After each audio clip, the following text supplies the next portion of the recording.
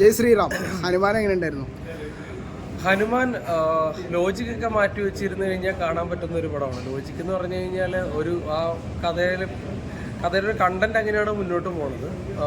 Especially north ഇന്ത്യയിലൊക്കെ പടം ഹിറ്റാകുന്നതിന് no doubt ഉണ്ട്. പക്ഷെ നമ്മളെ കൂടുതലായിട്ട് തലകൊണ്ട് ചിന്തിക്കുന്ന മലയാളികളുടെ അടുത്ത് ഇത് ഹിറ്റാകും എന്നുള്ള ഡൗട്ടാണ്. പക്ഷേ പടത്തിൽ കുറേ ഐഡിയ കൊടുക്കേണ്ട കുറേ കാര്യങ്ങളുണ്ട്. പടം മേക്ക് ചെയ്തേക്കുന്ന രീതി, അതിൻ്റെ VFX, ഗ്രാഫിക്സ്, എഡിറ്റിംഗ് ഒക്കെ എനിക്ക് ഭയങ്കരമായിട്ട് ഇഷ്ടമാണ്. രവി തേജയുടെ മകൻ തേജയാണ് ഇതിൽ നായകനായിട്ട് അഭിനയിച്ചിരിക്കുന്നത്. അതുപോലെ തന്നെ ശരത് കുമാറിൻ്റെ മകൾ അഭിനയിച്ചിട്ടുണ്ട്. പിന്നെ തമിഴിലെ മെയിൻ വില്ലൻ വിനയ് അഭിനയിച്ചിട്ടുണ്ട്. അപ്പോൾ അങ്ങനെ പോകുന്ന സംഭവങ്ങൾ ഒരു വൺ ടൈം വാച്ചബിളായിട്ട് കാണാൻ പറ്റിയൊരു പടമാണ്.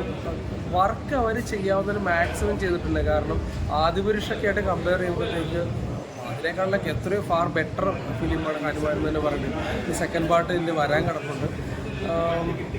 കുഴപ്പമില്ല, കണ്ടിരിക്കാവുന്ന ഒരു വൺ ടൈം വാച്ചബിൾ സിനിമ തന്നെയാണ് ഹനുമാൻ. ജയ് ശ്രീറാം ഹനുമാൻ മൂവി എങ്ങനെ ഉണ്ടായിരുന്നു? ഹനുമാൻ മൂവി നല്ലൊരു തിയേറ്റർ എക്സ്പീരിയൻസ് ആണ്. പടം നല്ല എൻ്റർടൈൻമെൻ്റ് ആണ് കണ്ടിരിക്കുക. ഇതൊരു എന്താ പറയുന്ന ഒരു ഹനുമാൻ്റെ സ്റ്റോറീനെ ബേസ് ചെയ്തിട്ട് ഹനുമാൻ്റെ ശക്തി ഒരു സാധാരണക്കാരനായിട്ട് നാട്ടുമ്പുറത്ത് ഒരു പയ്യനെ കിട്ടുന്നതാണ്. അതിനെ ബേസ് ചെയ്തിട്ടാണ് ഇതിൻ്റെ കഥ പോകുന്നത്. വളരെ ഇൻട്രസ്റ്റിംഗ് ആയിട്ടാണ് പോകുന്നത്. അതിൻ്റെ ഒപ്പം പ്രണയമുണ്ട്, നല്ല കോമഡി ഉണ്ട്, പിന്നെ നല്ല ഫൈറ്റ് ഉണ്ട്. സൗണ്ട് എഫക്ട്സും അതിൻ്റെ മ്യൂസിക്കും BGMs എല്ലാം വളരെ മികച്ചു നിൽക്കുന്നൊരു ടെക്നിക്കൽ സൈഡാണ് പടത്തിൻ്റെ മെയിൻ ക്വാളിറ്റി. പിന്നെ ആർട്ടിസ്റ്റുകളെല്ലാം നന്നായിട്ട് അഭിനയിച്ചിട്ടുണ്ട്. ഇതിപ്പോൾ എന്താ പറയുക, കുട്ടികൾക്കൊക്കെ തിയേറ്ററിൽ വന്ന് മസ്റ്റായിട്ടും കാണാൻ പറ്റുന്ന നല്ലൊരു എൻ്റർടൈൻമെൻ്റ് ആയിട്ടാണ് പടം ചെയ്തിരിക്കുന്നത്. ഇതിൻ്റെ ഒരു സസ്പെൻസ് എന്ന് പറയുന്നത് കഴിഞ്ഞാൽ ഇത് പടം എൻഡ് ചെയ്യുന്നത് ഇതിൻ്റെ നെക്സ്റ്റ് ഒരു പാർട്ടും കൂടെ ഈ പടത്തിൽ വരുന്നുണ്ട്.